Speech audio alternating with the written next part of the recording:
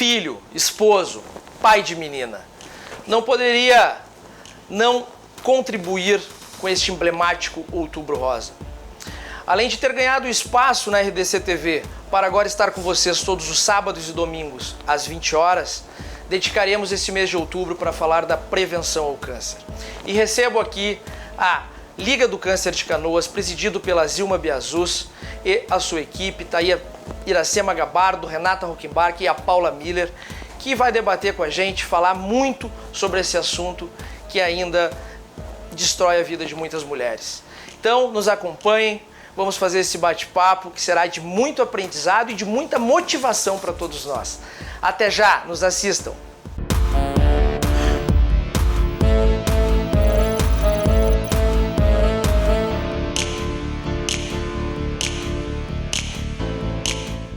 E hoje é um dia muito especial.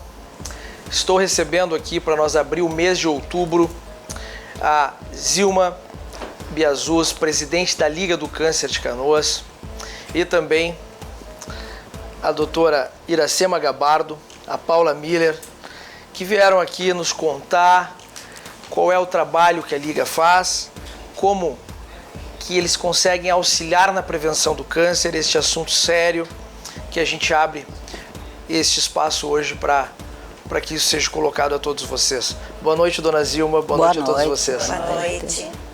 Dona Zilma, nos conta um pouco como começou a Liga de Combate ao Câncer de Canoas. A Liga de Combate ao Câncer, ela, como em todos os municípios que existem, nacional, estadual, ela é formada por mulheres que fazem o trabalho voluntário na prevenção do combate ao câncer.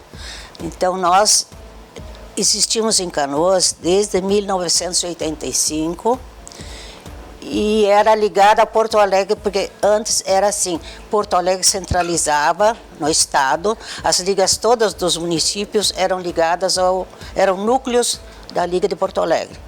Depois, em 2001, então foram desligadas, cada município ficou com a sua liga bem independente. E aí, hoje, desde lá, nós estamos, então, com o nosso núcleo, já não é mais núcleo de Canoas, é a Liga Feminina de Combate ao Câncer de Canoas. E é formada por mulheres que trabalham. Quantas mulheres hoje tem envolvidas na Liga? Na nossa Liga, temos na listagem, nós temos 170 voluntárias. 170 voluntárias trabalhando junto ao combate ao câncer. E onde vocês fazem esses trabalhos, dona Zilma? Nós fazemos o trabalho lá em Canoas. Nós, inclusive, já vou te adiantando, nós temos o nosso centro que a gente construiu um prédio, onde também antes nós estávamos em salas cedidas pela Prefeitura de Canoas, e nós, então, a nossa sede era lá. Mas depois, através de um sonho de uma ex-presidente, a Mara Santos, nós, então, conseguimos começar a construir a nossa sede. Então, o nosso prédio. Já tem a sua própria sede. Prédio. Nós temos o nosso prédio, é um prédio com 2 pisos, 840 metros quadrados. E lá nós temos já funcionando, já faz 5 anos, no primeiro piso está funcionando a oncologia. Estão sendo atendidos principalmente casos de SUS. Mas agora nós estamos com o segundo piso pronto. Lá no segundo piso nós temos mais uma sala de atendimento e a sala da Liga. Quantas mulheres hoje se beneficiam hoje então com a Liga? Quantas mulheres hoje já estão usando essa nova estrutura de vocês? Nós estamos agora atendendo mulheres e homens, né? Nós atendemos os dois sexos. Nós estamos com 700, 750 atendimentos por mês. Só que Canoas centraliza, não são só canoenses que vêm se tratar lá, de vários municípios estão vindo se tratar lá. Porque Canoas também, uma vez, elas vinham fazer a aplicação de quimio em Porto Alegre. Agora, já que nós temos lá, então estão sendo atendidos os de Canoas e vêm as outras cidades, Cachoeirinha, Santa Rita, vários municípios de Canoas estão sendo atendidos lá. E lá vocês fazem um atendimento, ele é um atendimento mais médico ou mais psicológico? Nós temos atendimento médico, nós temos a nossa oncologista, que depois vai aparecer aí. Nós temos o nosso atendimento psicológico. Nós, inclusive, temos atendimento jurídico também. Pessoas que às vezes têm casos de problemas jurídicos, então nós temos advogada que faz esse trabalho jurídico também. Conseguir medicação junto ao Estado, esse tipo aí eu de vou coisa. chegar na medicação agora. Nós temos um convênio com uma farmácia do Estado, onde nós estamos recebendo nada. Nós temos atendimento com uma farmácia, a gente fez uma pesquisa, qual é que seria o preço mais em conta. Nós, então, elas vão lá com as receitas, nós carimbamos, e aí elas podem retirar os remédios lá e a Liga paga.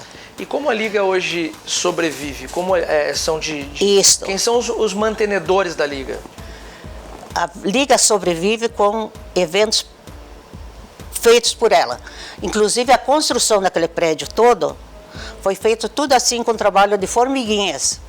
Jantares, cafés, chás, eventos de Natal. Todo esse dinheiro que foi entrando a gente gastou na construção desse prédio e também nós, com esse dinheiro que entra, nós estamos pagando a farmácia. Entendi. Nós damos também sacolas básicas, quem nos dá é o Banco de Alimentos de Canoas, e muita gente que faz bodas, faz aniversário, pedem em vez de presentes ganhar alimentos para a Liga. Então estão entrando várias sacolas básicas e as quais nós estamos distribuindo para nossos pacientes carentes, que nós temos pacientes, a maioria carente. Entendi. Iracema, boa noite. Boa noite. Conta para nós, vamos entrar bem nessa questão da prevenção, né? Que é o que a Liga hoje vem fazendo esse trabalho. Quais são os principais fatores de prevenção hoje?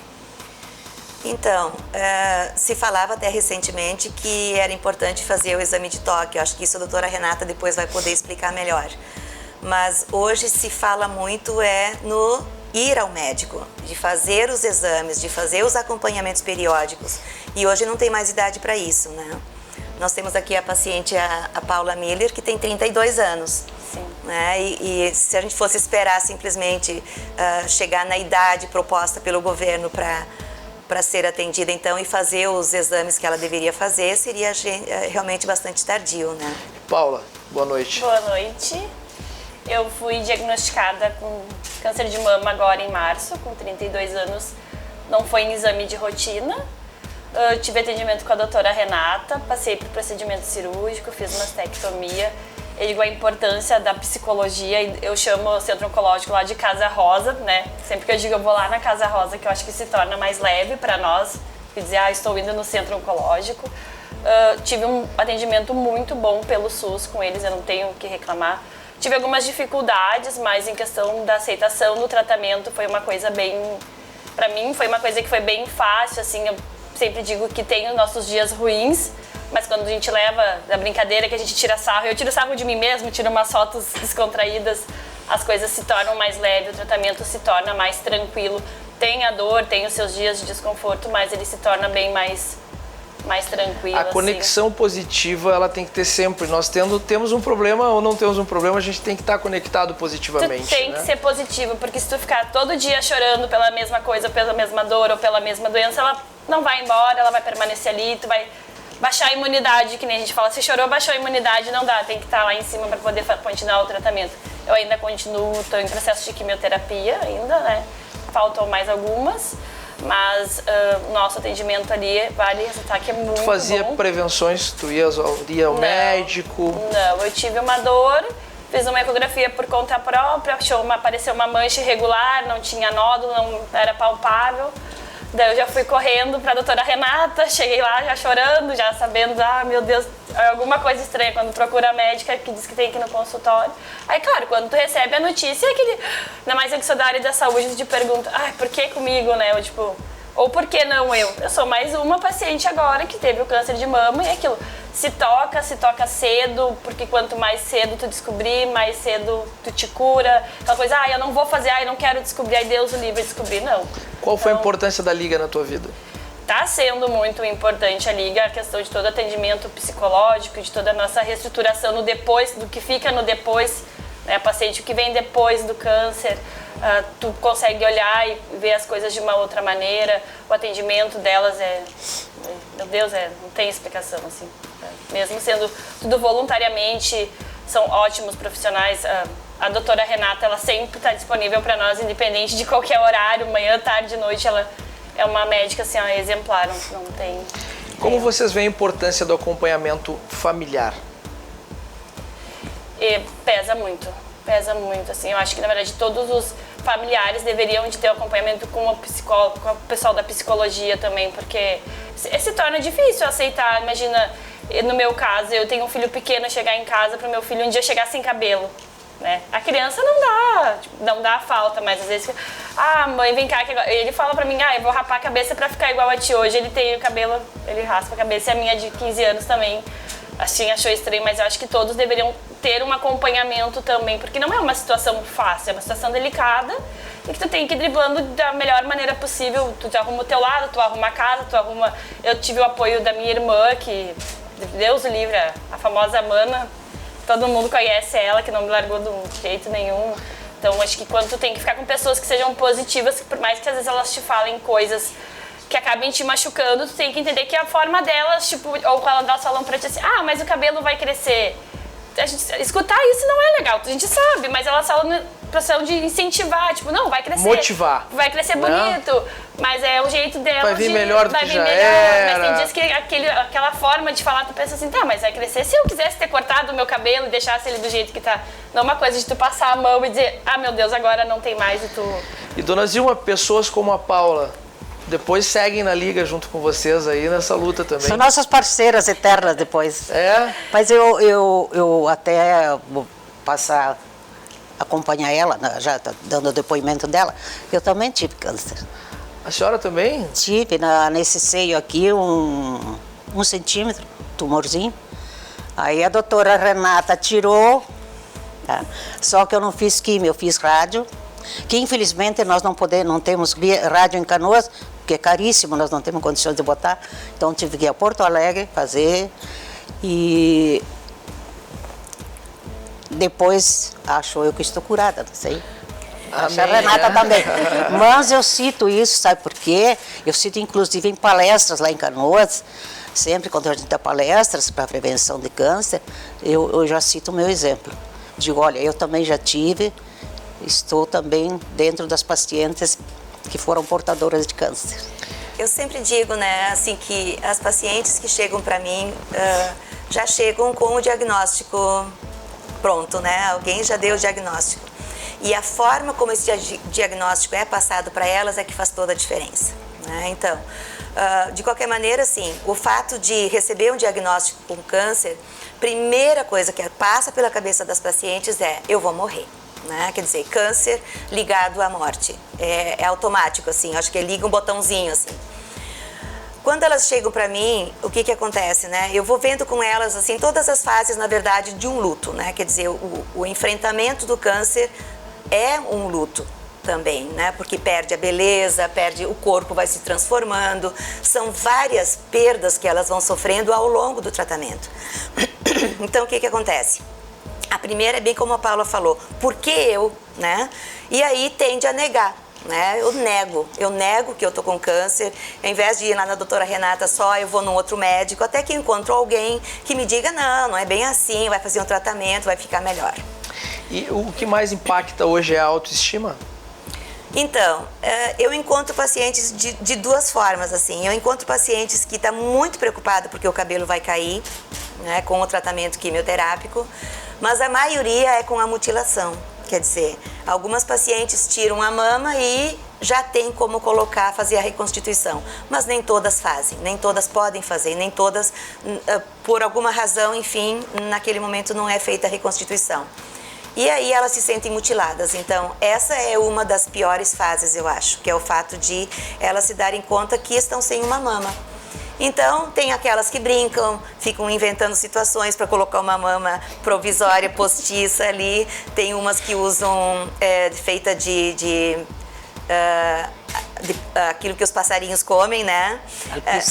Isso, alpiste, elas usam mamas feitas de alpiste, outras botam um limãozinho, outras botam de silicone. Então a gente encontra de tudo assim, né? Mas cada uma vai encontrando o seu jeito de lidar com a situação toda. E existe hoje um percentual de cura já?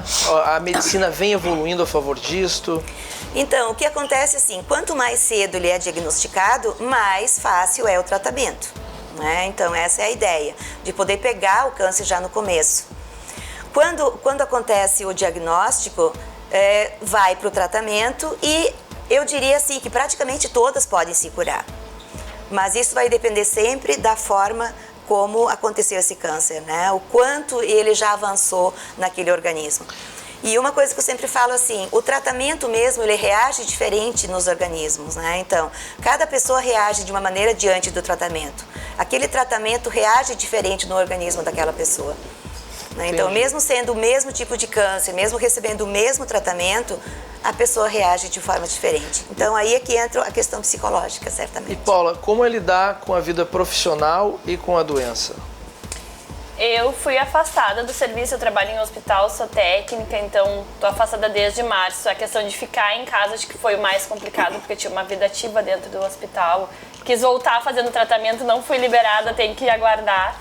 Mas tu começa a ver que nem sempre tu trabalhar vale a pena e tu deixar a tua vida de lado, assim, tipo, dinheiro é bom, mas a tua vida, a tua autoestima, o teu lazer vale muito mais a pena. Do que tu tá sempre num ritmo frenético, assim, 24 horas por dia vivendo dentro do hospital. Eu amo o que eu faço, mas agora, depois dessas mudanças... Me amo agora em primeiro lugar, né? Primeiro lugar tem que ser eu, não adianta. Pessoal, a gente está aqui com a Liga de Combate ao Câncer de Canoas. Nós vamos para o nosso intervalo comercial, vamos voltar em seguida aqui com a dona Zilma Biazus, Iracema Gabardo e a Paula, que a gente está debatendo aqui todos os assuntos que precisam ser tratados com muita seriedade em razão do câncer. E esse mês de outubro aí, o programa Vai Lá e Faz vai dedicar todos os seus finais de semana para as mulheres, para que isso seja tratado da melhor forma e que a gente possa colaborar de alguma forma na prevenção. Voltamos já!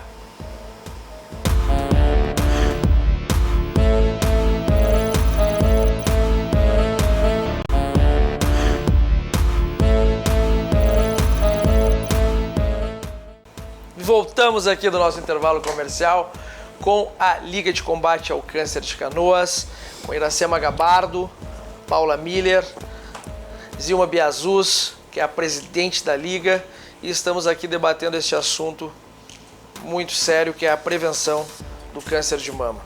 Paula estava nos comentando aqui, ela tem 32 anos e o quanto antes vocês, mulheres, começarem a ir ao médico e não só fazer o exame de toque, é muito importante, porque quanto antes conseguir diagnosticar, mais rápido é o tratamento, né, Paula? Sim. A gente também tem que lembrar aqui, né, dona Zilma, a senhora estava falando que a Liga também atende homens, né, hoje, Sim, né? isso é muito importante. E como é? Os homens também podem até ter câncer de mama, mas homens também. Homens também têm câncer de mama? A Renata vai dizer depois. E os homens são muito arriscos, eles não querem ir fazer exame de próstata.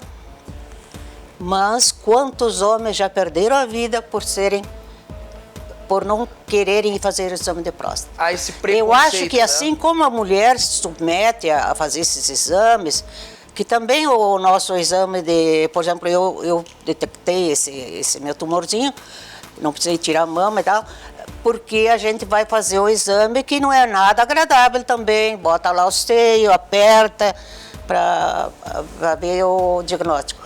E também é um exame desagradável.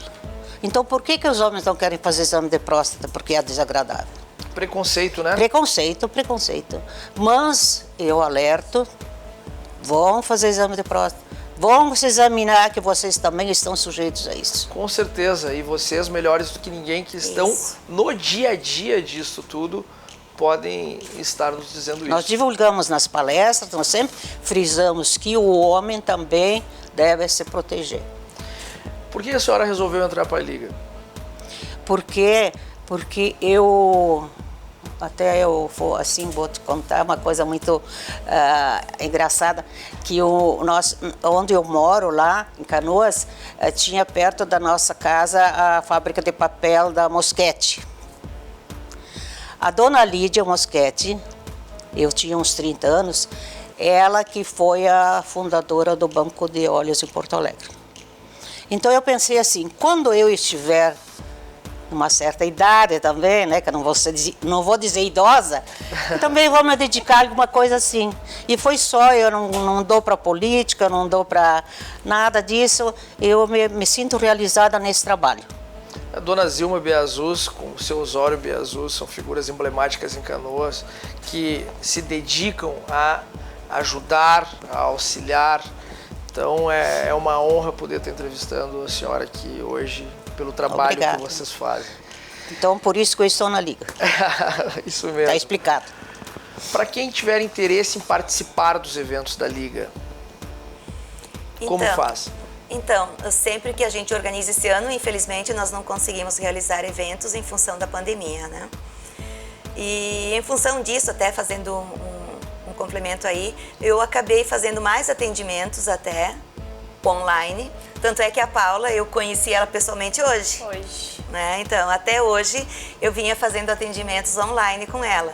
E assim como eu faço com ela, eu faço com muitos pacientes, né? Eu tenho em torno de 28 pacientes por semana que eu atendo ligadas ao câncer.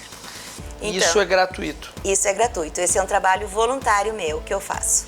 Vocês são pessoas abençoadas por isso. Não ganhamos nem para gasolina. Vocês são abençoadas por isso, dona Zilma. Contrário, gastamos. Paula, como é a fé diante do que tu passou e vem passando? Ah, tem que ter.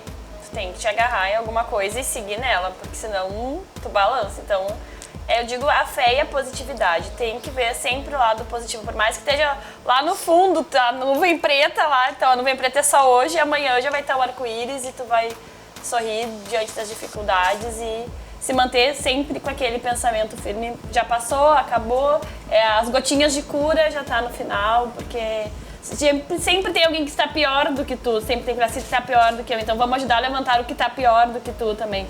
Então eu sempre brinco e dou risada da minha situação para não decair, não ficar atirada em cima de uma cama no fundo do poço, porque nada vai mudar também, Na vida, né? a gente passa por provações, né, Paula? Cada um tem que passar pela sua. E eu costumo dizer que problema é recado do céu.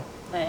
Então, quando vem esse recado do céu, que é o problema, a gente tem que repensar e tentar refazer a trajetória, porque algo está errado, ou às vezes aproveitar isso a nosso favor e fazer a diferença, um impulso para te recomeçar de uma outra maneira. No meu caso, eu fui a primeira na família, ninguém nunca teve câncer de mama, então a minha idade também pesou bastante. Então, tipo, alguma coisa não estava se ajustando, vamos dar um recadinho para recomeçar de novo, ver a vida de uma maneira diferente.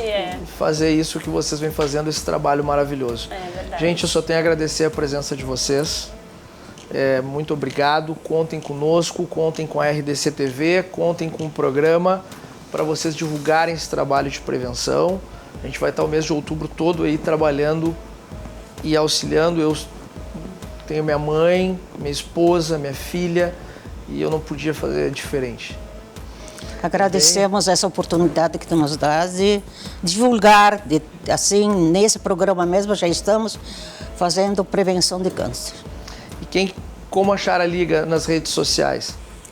Nós temos o site, né, com Liga Feminina de Combate ao Câncer de Canoas. E os eventos também são divulgados lá. A gente faz divulgação também via WhatsApp. Enfim, de todos os meios que a gente tem acesso, no Instagram também. Então, é só procurar Liga Feminina de Combate ao Câncer de Canoas que estaremos lá, com certeza. Muito obrigado, gente. Nós vamos para o nosso intervalo comercial. Em seguida, vamos estar com a doutora Renata Rockenbach, conversando aí sobre a prevenção, falando mais tecnicamente sobre o assunto. Até já.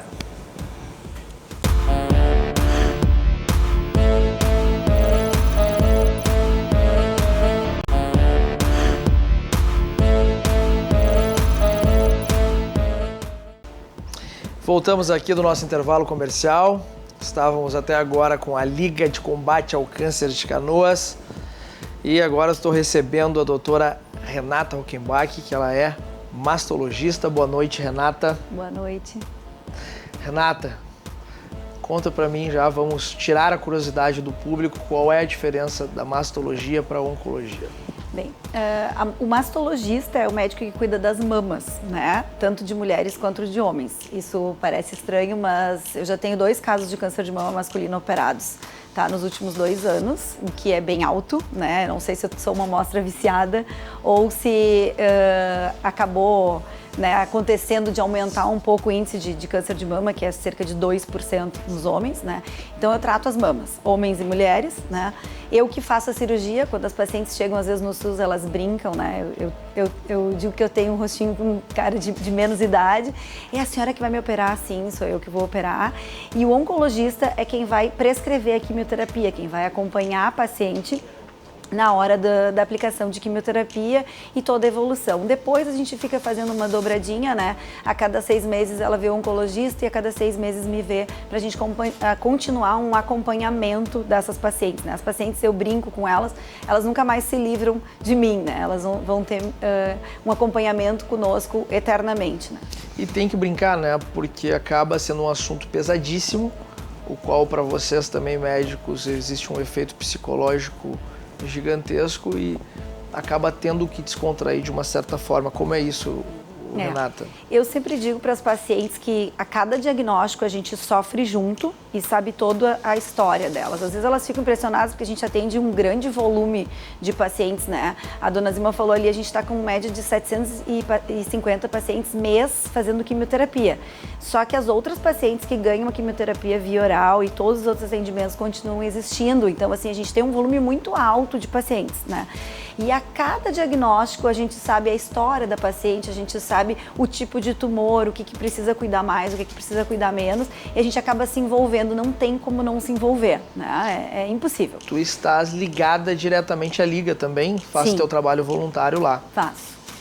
Na verdade, a gente acaba tentando, né, fazer sempre a prevenção, né? O pessoal da Liga, eles têm alguns folders que antes do Covid a gente conseguia ir para as ruas, conseguia fazer palestras. Esse Outubro Rosa agora vai ser completamente atípico, porque a gente já está programando as lives com as empresas, né? Vão ser poucos os lugares que vai ter eventos, assim, com 3, 4 profissionais para a gente gravar e botar isso via internet. Porque com a pandemia também a gente teve que se reinventar, né? A Liga, ela funciona basicamente com doações, né? Tanto de rancho quanto dessas vendas de produtos, camisetas, bottoms, sombrinhas, eventos, chás. E com a pandemia, todo mundo se retraiu em casa, ninguém conseguiu, né, fazer eventos, então a gente está tentando se reinventar também para fazer alguns eventos, para tentar ajudar a Liga que consiga estar ajudando esses pacientes que são necessitados, né?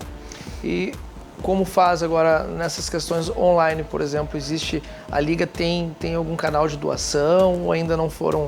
A gente tem uma página no Instagram, já tinha uma página no Facebook, mas hoje em dia o Instagram está sendo muito mais visualizado do que o Facebook. Então a gente fez a primeira live no mês passado, né, com o oncologista, com o Dr. Soren, comigo, com a doutora Iracema e com a dona Zilma. E nessa live o pessoal podia doar ranchos, a questão em dinheiro, e teve leilão de algumas coisas, tipo uma obra de arte, camisetas do Grêmio, do Inter. Então, com isso a gente pegou um pouco de verba para conseguir continuar ajudando as pacientes, principalmente nessa questão da farmácia, né? Porque às vezes o pessoal pensa assim, mas a paciente está pelo SUS e ela está tendo todas as medicações pelo SUS. Não, uma paciente que está em quimioterapia, às vezes ela precisa usar medicações para ânsia de vômito de 6 em 6 horas. A gente tem pacientes ali na Liga que já são pacientes crônicas, às vezes que têm metástase, então elas usam muita medicação. Então, um pouquinho que a Liga conseguir ajudar, a gente vai estar aliviando esse momento, né, que é tão dolorido para o paciente e para o familiar. Muitas vezes agora a gente percebeu também que com a questão de ir para o INSS, os pacientes acabaram não recebendo, então assim, muita gente procurando as cestas básicas, né, que a gente tem para fornecer. Então é feito todo esse apoio, né, essa rede de apoio, e junto com a psicóloga, que é vital, né, num serviço de oncologia a gente precisa ter todas as etapas. Existe muita diferença hoje dizem que o estado do Rio Grande do Sul e Porto Alegre tem um alto índice realmente existe essa diferença grande dos demais estados do país? A gente acaba acompanhando com a Sociedade Brasileira de Mastologia os índices, né? Não se sabe muito bem o porquê, se atribui um pouco à carne, né? A nossa ingesta. A gente sabe que o câncer de mama, ele pode ter vários fatores, né? Um deles pode ser a ingesta de gado, né? Porque o gado, a gente sabe, o gado, frango, recebe hormônio, mas se tu começar a entrar na paranoia, né, de não comer mais nada, tu só vai tomar água e daqui a pouco tu vai pensar que na água possa ter alguma coisa. Então, eu sempre brinco com as pacientes que moderação, né, é a palavra certa. Existe um estudo já que comprovou que a ingesta de bebida alcoólica para a mulher pode, meia taça de vinho ou uma latinha de cerveja a dia, tá, pode aumentar o risco de câncer de mama. Então, uma coisa que a gente precisa saber, né? As mulheres, elas foram para o mercado de trabalho, elas estão tendo a mesma rotina que os homens e a dose para álcool, não existe uma dose segura para a mulher, né? Claro que a gente sabe que tem os cânceres ligados ao homem, mas principalmente mama, que é assim um dos cânceres que mais a gente atende ali no centro de oncologia, tem muito a ver às vezes com o perfil da paciente, né? Usou reposição de hormônio, então eu sempre digo que o hormônio é o açúcar na boca da barata, né? Não tem por que estimular. O organismo foi feito para ter a primeira menstruação, ter os filhos e depois entrar na menopausa. E tem mulheres que às vezes com 70 anos estão usando reposição hormonal, né? Que tipo de reposição hormonal? Todos os tipos. Tem paciente que usa via oral, tem paciente que usa intravaginal e testosterona, assim, testosterona, GH. estrogênio, tudo, né? Então a gente tem que cuidar isso, né? Às vezes eu atendo até homens que fizeram uso de testosterona, de GH e aumentou as mamas na academia, né? Então tem que cuidar isso porque a gente pode ter um fator desencadeador. Daqui a pouco tu iria ter um câncer aos 70 anos e porque tu desencadeou com alguma alimentação irregular, algum uso de hormônio, tu tem antes, né? Aquilo que a Iracema falou é muito importante, assim, os tipos de tumores, eles são diferentes, né? Então quando a gente faz o diagnóstico, a gente tem que saber que tipo de tumor que a gente está lidando, né? Que tipo de tratamento que a paciente vai ter, porque elas gostam às vezes de se comparar. Ah, mas eu estou no grupo e a fulana aconteceu isso. Mas nem sempre é uma receita de bolo, né? Tem alguns tipos de tumores que a gente sabe que são mais agressivos, que são comuns em pacientes jovens. Mas não é raro eu pegar uma paciente, às vezes, de 75 anos e ter um tipo super agressivo, como se fosse uma paciente de 30. Então, isso às vezes acontece em medicina. Eu sempre digo que 1 mais 1 não é 2, né? E qual é a idade certa para começar a fazer essa prevenção? Pelo Ministério da Saúde, a prevenção com mamografia é a partir dos 50 anos, somente de 2 em 2 anos, tá? E eles liberam até os 69. O que eu acho um absurdo, porque assim, depois de 69, então pode morrer, pode ter câncer, né? E se a gente fica com 50 anos, né? 50 também já é uma idade extremamente elevada, é nítido, mais uma vez, que o governo pensa nas finanças, nas economias e às vezes deixa realmente a saúde de lado. Saiu um trabalho anos atrás comprovando que o número de mamografias que tinha que se fazer para prevenir um câncer era muito alto, então o custo muito alto. Mas eu sempre digo, mamografia para o governo é um exame barato, né? Em vista de todo o tratamento que a gente pode precisar ter, né? Que nem o caso da Paula, ela sentiu uma lesão e porque ela é técnica de enfermagem, ela sabia o que ela tinha que cuidar. O mamilo entrou para dentro, tem uma área que é palpável, a pele mudou, parece uma celulite na mama. Esses são sinais de que a paciente pode ter de alerta que alguma coisa está errado, né? Vermelhidão na mama. Mas a gente precisa oferecer, e a Sociedade Brasileira de Mastologia, a FEBRASGO, que é a Federação dos Ginecologistas, já tem protocolos dizendo que a paciente tem que começar com a mamografia a partir dos 40 anos de idade, todos os anos, não existe isso de 2 em 2 anos. Só que pacientes que têm histórico familiar, de parentes de 1º e 2º grau, eles têm que começar a cuidar das mamas 10 anos antes do familiar mais jovem que teve o câncer. Então, assim, isso é muito, muito, muito importante. E no caso da Paula, com 32 anos, porque se ela fosse começar esse exame com 40 anos... E às vezes assim também, com 32 anos, se ela tivesse ido por conta própria no ginecologista e tivesse solicitado a mamografia, poderia não ser visto, porque a mama ela precisa estar lipossubstituída para aparecer a lesão. dependendo do tipo de tecido mamário, não é visto na mamografia, é visto somente na ecografia. Alguns tipos de tumores também não aparecem, mesmo em paciente mais idosa, como é o caso do lobular, às vezes ele não aparece na mamografia, ele aparece só na ecografia, às vezes só na ressonância.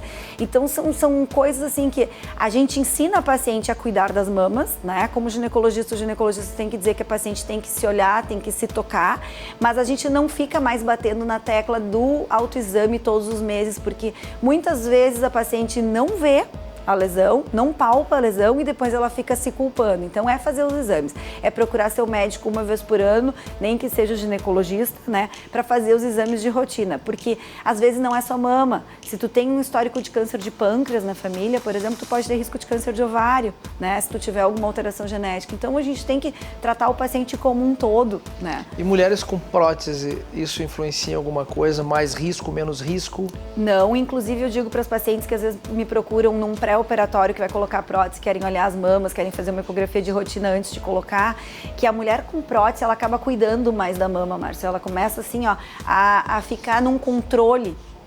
Por quê? Porque ela enxerga aquela mama ali como às vezes a coisa que ela mais sonhou era botar aquele silicone. Então elas cuidam mais. Até eu já peguei casos que a prótese empurrou o tumor, que era bem profundo na mama e que a paciente não iria sentir, que nem a dona Zima diz, um grãozinho de areia, e a prótese ajudou a paciente a diagnosticar o tumor jovem e conseguir fazer uma cirurgia às vezes conservadora, que é a não retirada de toda a mama. Então existe muito mito também, né? Muito mito. Quais são os principais mitos, doutora?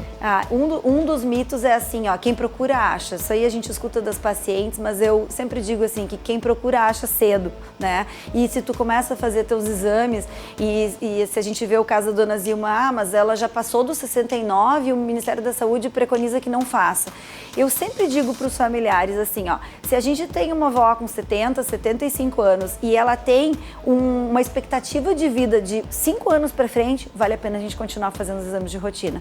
Porque hoje em dia a gente acaba tendo uma longevidade, as mulheres vão até 90, às vezes 92, 93 anos, super fácil, né? E às vezes tomando medicação alguma, né? Então a gente tem que continuar cuidando das mamas. O preventivo a gente para de coletar, porque já está tudo muito seco, né? Tem que ter todo um preparo, então depois dos 69 normalmente se para de coletar, algumas mulheres continuam fazendo, mas a mamografia a gente tem que continuar fazendo até que se tenha uma expectativa de vida boa pela frente.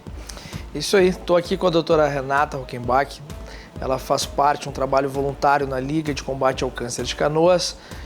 A gente recebeu nos primeiros blocos aí o pessoal da Liga falando e o Vai Lá e Faz durante todo o mês de outubro vai estar junto, colaborando nessa prevenção.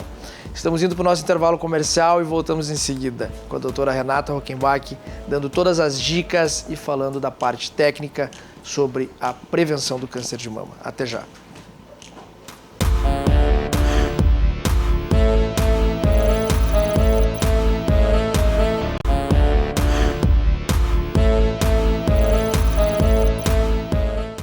E volto com a doutora Renata Rockenbach, ela é mastologista, faz um trabalho voluntário na Liga de Combate ao Câncer de Canoas. Doutora Renata, se a gente fosse dar algum alerta para as mulheres que nos assistem, quais são os sintomas que elas realmente devem ficar de olho? Assim?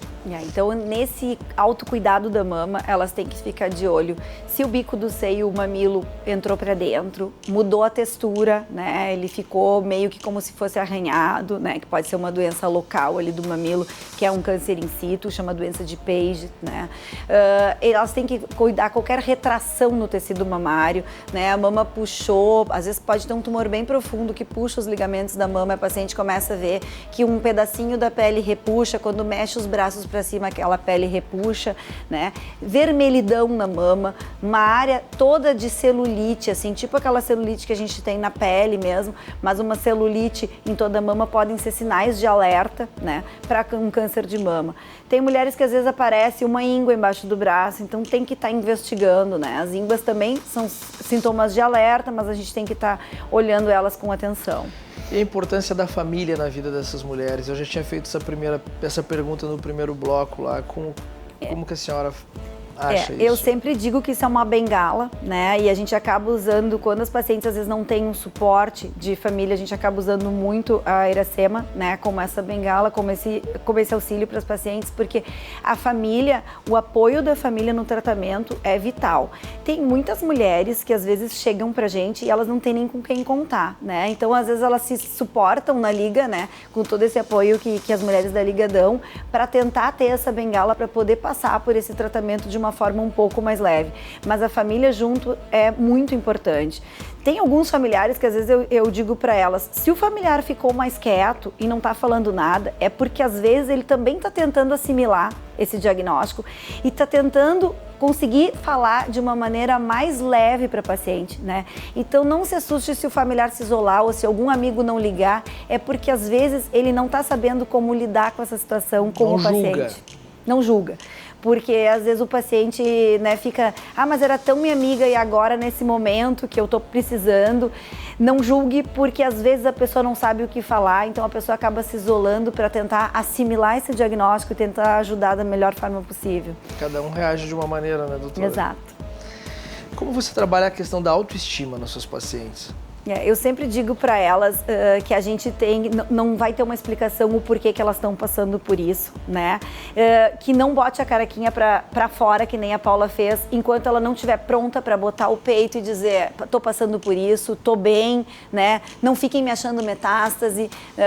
Então, a autoestima, assim, bota um batom bem bonito, maquia os olhos e se tiver preparada. Quando elas não estão preparadas ainda, porque tem essa fase do luto, como a Iracema estava dizendo, eu sempre digo, não expõe a doença. Espera primeiro tu assimilar tudo isso para daí tu sair contando. Isso é bem importante porque sempre vai ter uma vizinha, uma prima, uma amiga que vai chegar e vai dizer, mas com a fulana teve câncer de mama e morreu.